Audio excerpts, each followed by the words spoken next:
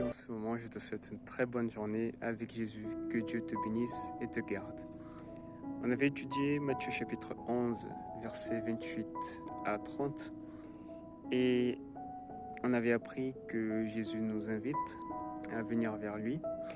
Le verset 29 et verset 30 qui nous dit « Prenez mon joug sur vous et recevez mes instructions, car je suis doux et humble de cœur, et vous trouverez du repos pour vos âmes. Car mon joug est doux et mon fardeau est léger. » En parlant du joug, qu'est-ce que ça veut dire le joug? Alors le joug était une pièce de bois qui était mise sur le cou de bœuf, vous aurez ici l'image, et qui servait à guider les bœufs où ils tiraient une charrette.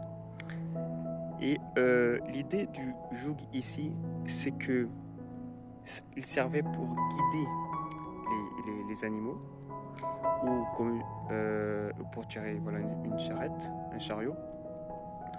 Et quand Jésus nous parle ici, prenez mon joug sur vous et recevez mes instructions, cela veut dire aussi que le joug, comme il était pour guider, Jésus il dit, si vous recevez sur vous mon joug, ça veut dire qu'on accepte ses instructions.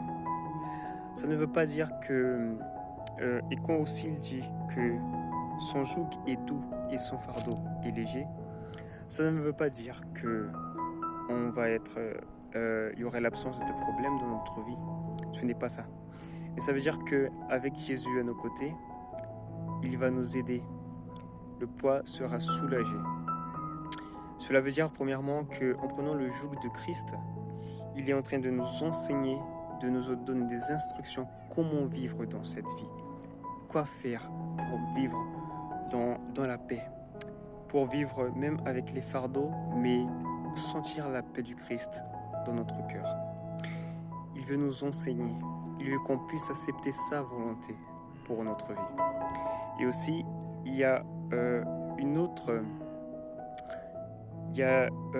enseignement très important, c'est que le joug, comme il y avait deux animaux qui étaient guidés par le joug, Jésus il veut nous dire par cela qu'il est à nos côtés.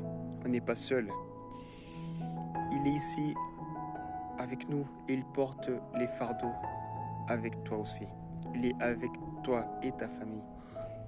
Il est avec chacun de nous et il nous aide à porter le joug.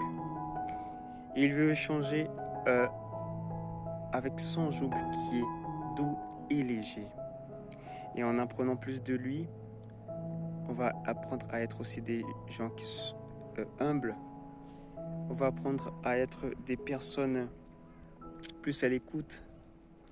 Jésus nous invite aujourd'hui à venir vers lui, mais aussi à prendre son joug sur nous, pour que comme ça on puisse transporter les fardeaux de cette vie, mais avec la paix dans notre cœur, car Jésus est à nos côtés et il ira nous aider à porter le joug.